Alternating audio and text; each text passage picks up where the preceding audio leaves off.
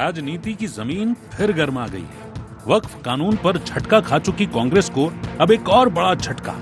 National Herald case में chargesheet दाखिल और निशाने पर खुद गांधी परिवार। 13 साल पुराने इस केस में अब तस्वीर और भी गंभीर हो गई है।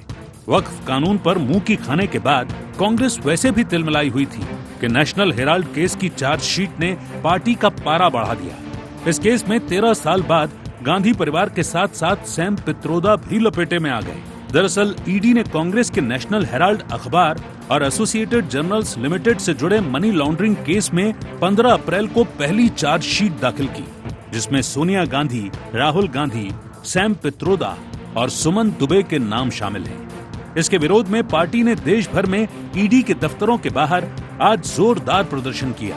कांग्रेस ने इस मामले को झूठा बताते हुए इसे राजनीति से प्रेरित बताया। पीसीसी चीफ जीतू पटवारी ने कहा कि नेशनल हेराल्ड को लेकर 5 साल से माहौल बनाया जा रहा है। 36 विपक्षी नेताओं पर ईडी का दुरुपयोग हुआ है। किसी पर दोष साबित नहीं हुआ, लेकिन 70% नेता भाजपा में शामिल हो गए। वहीं नेता प्रतिपक्ष उमंग सिंघार बोले, भाजपा और उनकी सरकार लोकतंत्र में विपक्ष की आवाज को दबाने की साजिश रच रही है। पूरी कांग्रेस पार्टी सोनिया गांधी और राहुल गांधी के साथ खड़ी है। हेराल्ड पर हंगामा। नेशनल हेराल्ड अखबार और एसोसिएटेड जर्नल्स लिमिटेड का मामला। ईडी ने मनी लॉन्ड्रिंग केस में मंगलवार को पहली चार्जशीट दाखिल की। चार्जशीट में सोनिया गांधी, राहुल गांधी, सैम पित्रोदा और सुमन दुबे के नाम शामिल। विरोध में कांग्रेस का देश भर में ईडी दफ्तरों के बाहर प्रदर्शन। 2012 में भाजपा नेता सुब्रमण्यम स्वामी ने की थी शिकायत। ईडी का आरोप, कांग्रेस नेताओं ने साजिश के तहत हड़पी संपत्तियां। 2000 करोड़ की संपत्तियों पर 50 लाख रुपए में किया कब्जा। यंग इंडियन के जरिए केवल 50 लाख रुपए में किया कब्जा। सोनिया व राहुल गांधी के पास हैं इस कंपनी के 76% शेयर। सोनिया गांधी जी के खिलाफ जिस तरीके की ईडी की कार्रवाई है, ये टोटल पॉलिटिकल वेंडेटा है। तो मैं मानता हूं कि 36 लोगों पर ईडी ने केस किए, नेताओं पर, विपक्ष के 30 बीजेपी में चले गए।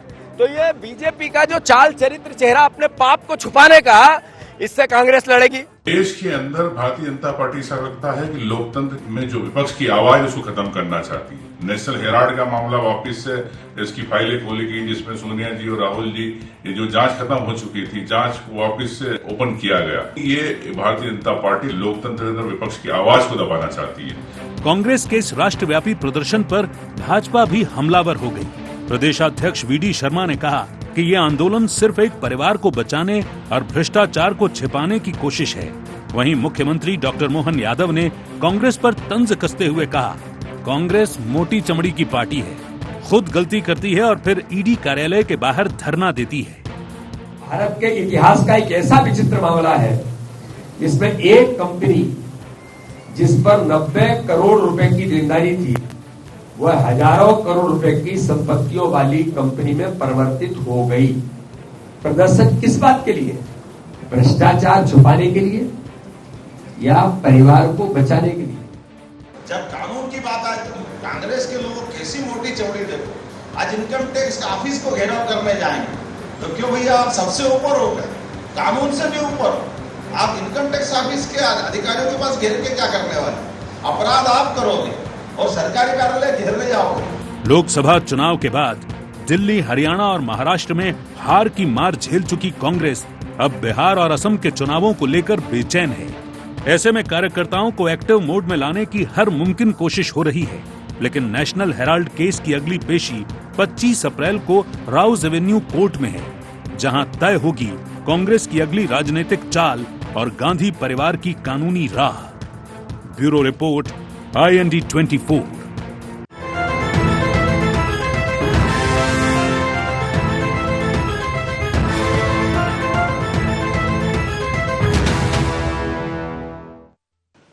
नमस्कार, IND एजेंडा हेराल्ड पर हंगामा में आपका स्वागत है। मैं हूं आपके साथ नवीन पुरोहित। चर्चा को विस्तार देंगे, उसके पहले IND एजेंडा के मुख्य बिंदुओं की तरफ एक निगाह डालते हैं।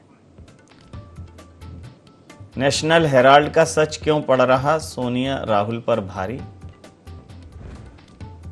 ईडी की कार्रवाई पर कांग्रेस क्यों उठा रही सवाल? कांग्रेस के प्रदर्शन से क्या छुप जाएगा सच? बिहार चुनाव पर कितना होगा इस मुद्दे का असर? नमस्कार, इन्हीं सवालों के साथ चर्चा में आप सबका पुनः स्वागत है। नेशनल हेराल्ड मामले को लेकर ईडी की जो कार्रवाई है उसको कांग्रेस ने राजनीति से प्रेरित कार्रवाई बताया। ईडी के दफ्तरों के बाहर कांग्रेसियों ने धरना प्रदर्शन किया और उन्होंने कहा कि ईडी का दुरुपयोग किया जा रहा है। अभी तक किसी पर दोष साबित नहीं हुआ और यह एक तरीके से कांग्रेसियों को सरेंडर कराने का तरीका है। इस पूरे मामले में, इस केस में 13 साल बाद गांधी परिवार के साथ सैम पित्रोदा, सुमन दुबे और ऑस्कर फर्नांडीज, मोतीलाल बोरा, इनके नाम भी शामिल हैं क्योंकि ये बेनिफिशियरी थे। नेशनल हेराल्ड की करोड़ों की ज़मीन को मात्र कुछ लाख रुपयों में खुर्द-बुर्द किया गया। तो इसी मुद्दे पर करेंगे चर्चा। हमारे साथ चर्चा में शामिल हैं प्रताप भानु शर्मा जी, पूर्व सांसद कांग्रेस के, मिलन भार्गव जी, प्रवक्ता हैं मध्य प्रदेश भारतीय जनता पार्टी से, आशीष दुबे जी, वरिष्ठ पत्रकार हमारे साथ हैं। आप समस्त महानुभावों का बहुत बहुत स्वागत है। सीधा सवाल, प्रताप भानु जी, ये नेशनल हेराल्ड का जिन्न फिर निकल आया है। प्रताप भानु जी। हाँ, सुन रहा हूँ, आवाज आ रही है जी। नेशनल हेराल्ड का जिन्न फिर निकल आया है। कांग्रेस कह रही है कि ये जो जिन्न है, ये क्या हुक्म है, जो हुक्म मेरे आका वाला है, कहीं ना कहीं राजनीति से प्रेरित है। क्या कहेंगे? कहीं ना कहीं नहीं, पूरी तरह बदले की भावना और राजनीति से प्रेरित है। नेशनल हेराल्ड का सरकार से या फिर किसी और से कोई लेना देना नहीं। National Herald associated journals limited के द्वारा स्पॉन्सर्ड या प्रोमोटेड एक राष्ट्र की आवाज आजादी के समय से 1937 से लगातार एक राष्ट्रीय प्रवक्ता के रूप में, देश की आजादी की आवाज के रूप में नेशनल हेराल्ड, नवजीवन, कौमी आवाज, ये सब तीनों पत्र लखनऊ में पंडित जवाहरलाल नेहरू जी द्वारा स्थापित हुए थे। और एसोसिएटेड जर्नल लिमिटेड वो संस्था है जो कंपनी एक्ट के अंतर्गत सिर्फ फ्रीडम फाइटर्स ने रजिस्टर कराई थी, ब्रिटिश रूल के खिलाफ, देश की आजादी के लिए। और नेशनल हेराल्ड पर इसीलिए प्रतिबंध लगाया गया था उस समय कि वो देश की आजादी की और देशभक्ति की बात करते थे। तो ये कोई जिद नहीं है, क्योंकि बीजेपी के पास कोई मुद्दा नहीं है कैसे सोनिया गांधी जी और राहुल गांधी के नाम को मिसयूज किया जाए, फंसाया जाए। ये फैब्रिकेटेड केस है जिसका कोई ईडी से लेना देना नहीं है। 12 में जरूर सुब्रमण्यम स्वामी ने दर्ज कराई थी रिपोर्ट, तो कोर्ट में केस चल रहा है, परंतु ईडी का तो कोई स्कोप ही नहीं है। उसमें कोई मनी का ट्रांजैक्शन नहीं हुआ, कोई विदेशी फंडिंग नहीं हुई, किसी भी तरह से किसी से कोई लोन नहीं लिया गया। आप बताइए, आप यदि कांग्रेस ने 90 करोड़ रुपए जो लोन दिए थे कर्मचारियों के तनख्वाह के लिए, बैंक का अकाउंट फ्रीज हो गए थे इस एजेएल के, तो एक अच्छा काम किया था अपने ग्रुप का, मैंने कांग्रेस का एक विचारधारा का वो न्यूज़पेपर है और वो एसोसिएटेड संस्था रही। और अब यदि उसको यंग इंडियन ने टेक ओवर कर लिया, उस लोन को इक्विटी में बदल दिया, कोई गैरकानूनी काम नहीं है, लीगल ओपिनियन लेके ही किया गया है। परंतु अब उस अच्छे काम में भी मीन में एक निकालना, टेक ओवर को अवैधानिक करार करना और उसमें कोई ट्रांजैक्शन नहीं हुआ, तो मनी लॉन्ड्रिंग कहां से हुई? टेक ओवर हुआ है, इक्विटी को कन्वर्ट कर दिया, लोन को इक्विटी में, और उसकी ओनरशिप इंडियन नेशनल के पास चली गई, यंग इंडिया के पास चली गई। मैंने इस बात को क्यों दबाव बना रहे हैं, क्यों ब्लैकमेल की राजनीति करना चाहते हैं, क्यों हमारे नेतृत्व को या कांग्रेस के ये इस तरह से डेमोक्रेसी चलाएंगे? यदि नेताओं के खिलाफ ईडी इसी तरह से झूठे प्रपंच बनाता रहेगा तो आप बताइए देश के लोकतंत्र को कितना खतरा हो गया। और यदि वो बीजेपी की वॉशिंग मशीन में चला जाए तो 70,000 करोड़ का जो घपला था महाराष्ट्र का, अजीत पवार का, वो ही साफ हो गया। क्या हुआ पश्चिम बंगाल में, क्या हुआ असम में, क्या हुआ कर्नाटक में?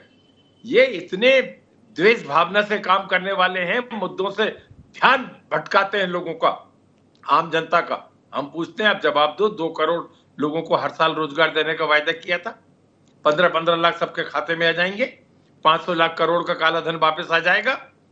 महंगाई, जो पेट्रोल डीजल 55-60 रुपए का था, वो हम 40 रुपए पे ला देंगे। ये 106-110 रुपए का पेट्रोल है, 90 रुपए के 95 के आसपास डीजल है।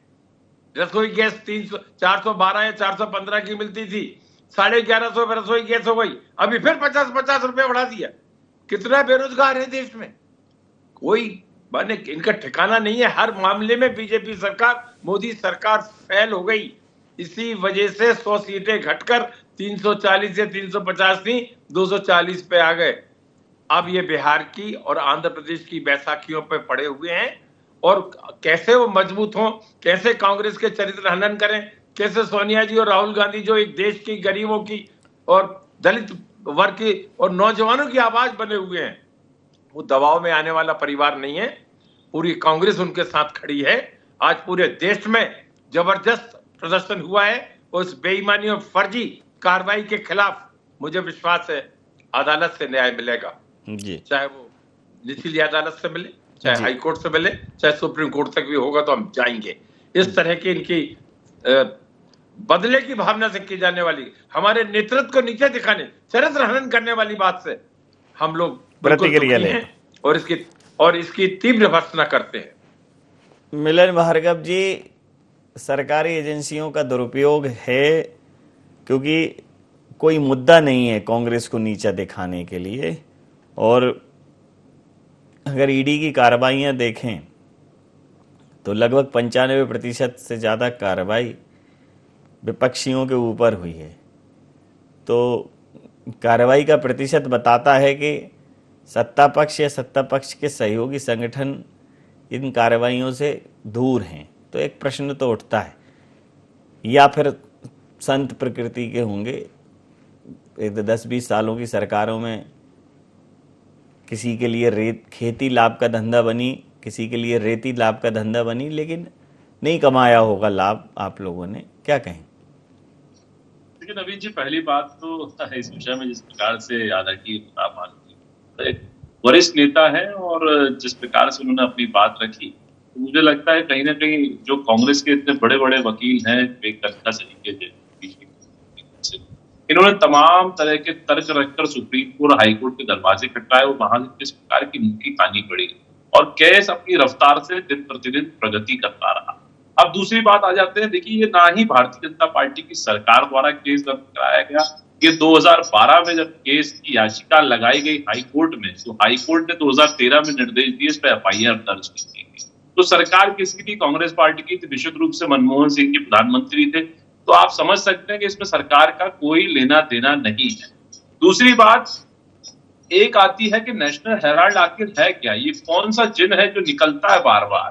अरे भाई, ये जिन आजादी के पहले जिस प्रकार से कांग्रेस के नेताओं और फ्रीडम फाइटर्स द्वारा बनाया हुआ एक अखबार था, एक संस्था थी, और जिसको जब नेहरू जी ने हत्याया, तो इसकी आवाज तो कांग्रेस के भूतपूर्व मुख्यमंत्री उत्तर प्रदेश के चंद्रभानु गुप्ता जी ने भी आवाज उठाई थी। उन्होंने कहा था मैंने इतना पैसा जोड़ा इस संस्था के लिए क्योंकि देश की आवाज थी, लेकिन इस संस्था को तथाकथित गांधी परिवार, नेहरू परिवार ने किस प्रकार से हत्या लिया गया, ये दुर्भाग्यपूर्ण है और उन्होंने इसका विरोध किया था।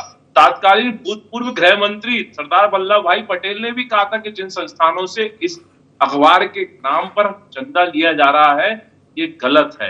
तो यानी ये दशकों पुरानी आवाज उठते उठते 2012 में आई और तथ्य प्रमाणों के कारण इस पर FIR हुई, और आज जो चार्जशीट दी है तो चार्जशीट में कानूनी पेच है, इसलिए तो जमानत पर चल रहे हैं और उसमें सबूत है कि आपने करोड़ों अरबों की जमीन एक कंपनी से दूसरी कंपनी, दूसरी तीसरी, और 50 लाख रुपए देके 90 करोड़ का लोन भी कर दिया गायब और करोड़ों की संपत्ति भी कर लो। संपत्ति पे करा क्या? संपत्ति खुद की थोड़ी है कोई, ये सरकारी संपत्ति है, और सरकारी संपत्ति मॉल बनाकर, बिल्डिंग बनाकर जो अरबों खरबों कमाए वो इस देश की संपत्ति है। उसका हिसाब किताब तो इन माँ बेटे को देना होगा, और देश का कानून, संविधान सबसे सर्वोपरि है। और ये लड़ाई जो सड़कों पर आज कांग्रेस पार्टी लड़ने का जो खुद से प्रयास किया, ये भारतीय जनता पार्टी की सरकार के खिलाफ थोड़ी थी, ये न्यायपालिका को धमका रहे, चमका रहे, प्रभावित करना चाह रहे हैं कि आपने यदि हमारे युवराज को जेल भेजा तो हम इस देश में अराजकता का माहौल पैदा कर देंगे, दंगे कर देंगे, फसाद कर देंगे। लेकिन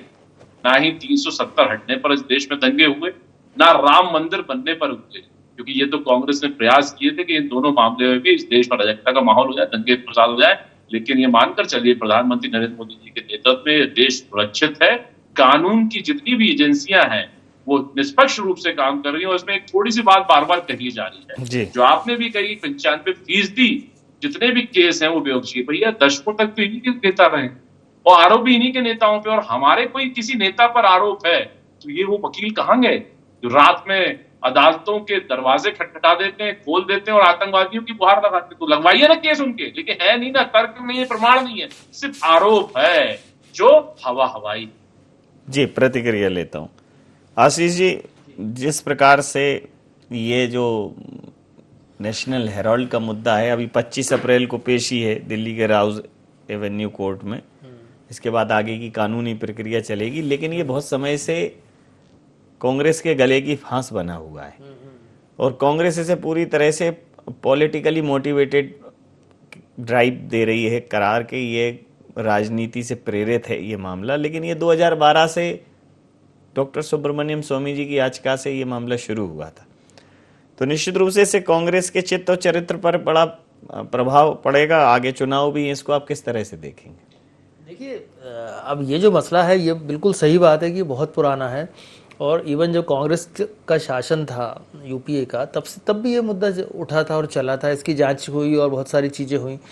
उसका टाइम फ्रेम अगर हम देखें तो ये जो चीज़ें हैं जो इस पर ईडी ने प्रकरण दर्ज किया 14 में, 15 में कोर्ट ने जमानत दी, 22 में, जून 22 में पूछताछ हुई दोनों से, और उसके 3 साल बाद अब ये फिर नए सिरे से तो नहीं, लेकिन फिर सामने आया।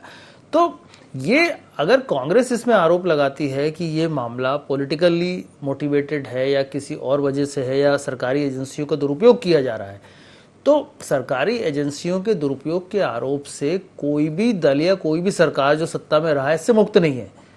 ये आरोप लगते रहे। सवाल इस बात का है कि इतने पुराने मामले का जो पटक्षेप है आखिर वो कब होगा। ये इतना लंबा मामला इतना चल रहा है, तो उस वजह से कई सवाल खड़े हो जाते हैं, कई चीज़ें खड़ी हो जाती हैं।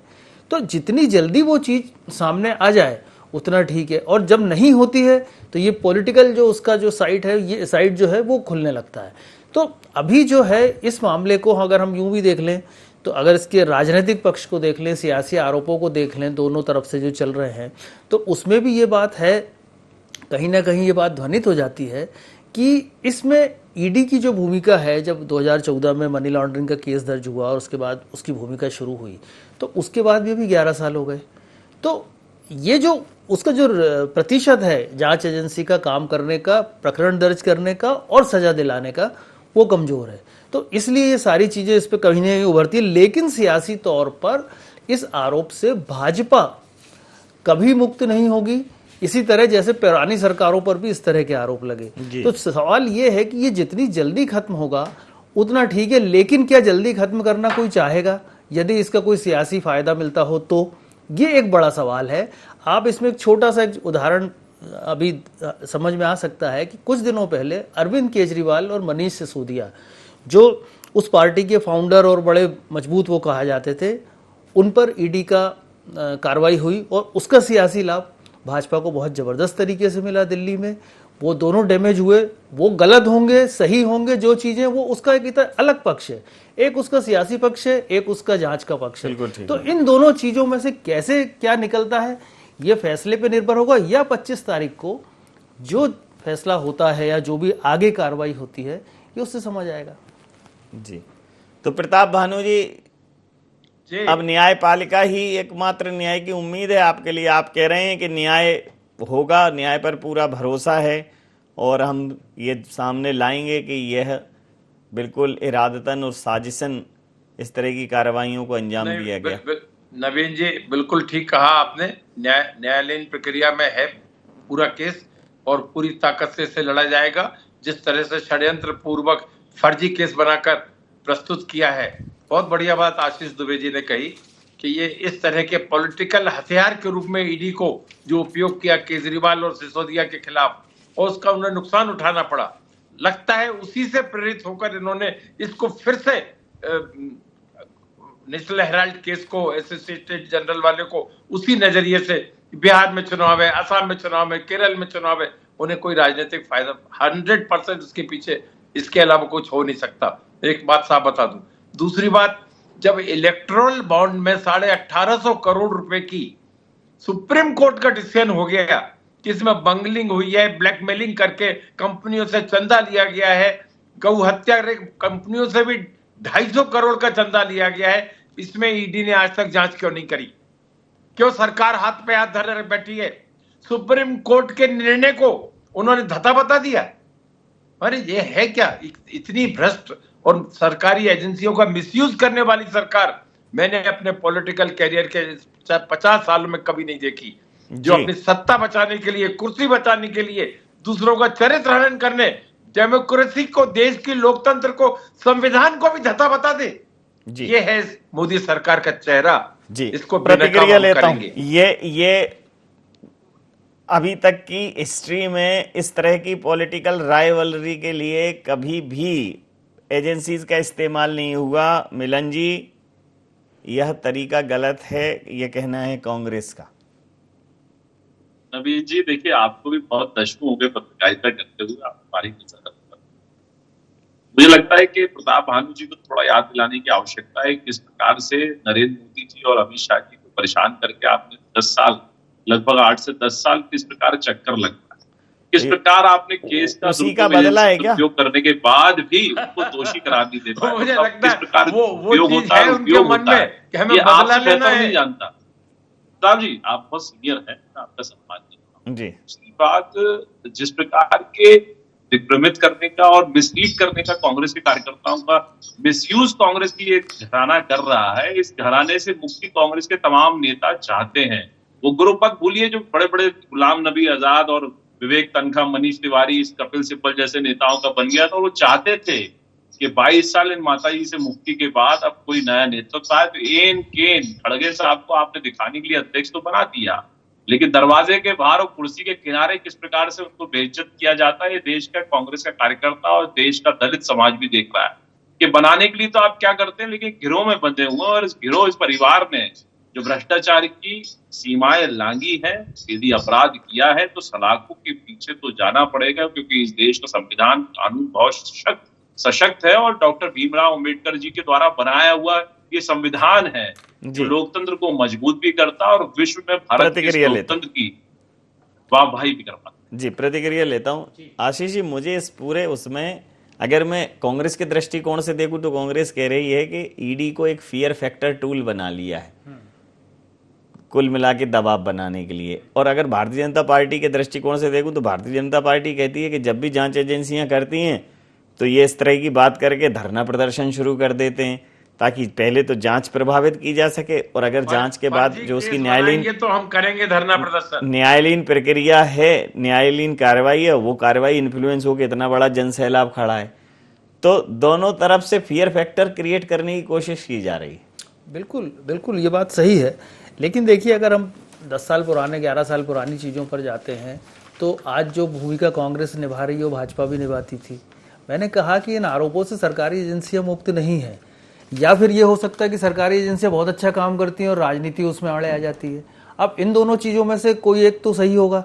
लेकिन सवाल ये है कि ये जो ईडी का जो इस समय, पिछले कुछ समय से, या आप कह सकते हैं 1 दशक से जितना ईडी का हुआ है, या ईडी का जितना खौफ है या टेरर है, ये कहीं ना कहीं काम करता है। ईडी के पास असीमित अधिकार हैं, वो गिरफ्तारी करता है। ईडी ने इन बीच में हजारों करोड़ की संपत्तियां भी संपत्ति अटैच की है। आज ही अम्बे वैली को स्थायी रूप से अटैच किया, हजारों करोड़ की वो सहारा समूह की संपत्ति है। निश्चित तौर पर संपत्तियां अटैच की हैं, सब कुछ की है, लेकिन जो प्रकरण दर्ज किए हैं उसमें सजा का या दोषी बनाने का जो उसका जो रेशो है, वहां पर जाकर कन्विक्शन रेट जो वहां पर जाकर के सवाल खड़े हो जाते हैं।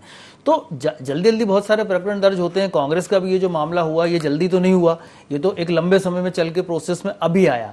अब अगर जो सवाल उठता है कि इसमें कांग्रेस का जो पक्ष है कि इसमें कहीं रोल नहीं, तो इस पूरे समय में कांग्रेस को खुद आगे आके ये बात करना चाहिए कि उस मामले को जल्दी खत्म करें, जल्दी जांच करें, उसकी जल्दी हियरिंग कर लें। इसके लिए ये बात हो सकती है, बिल्कुल ये हो सकती है। और दूसरा इसका पॉलिटिकल, अगर उसका कांग्रेस को इसकी आशंका है या ऐसा देखा भी जा रहा है, तो मैंने जैसा पहले कहा कि कोई भी राजनीतिक दल यदि साजिशन या सामान्यतः भी अगर इस तरह का प्रकरण आ जाता है तो उसका फायदा क्यों नहीं उठाना चाहेगा।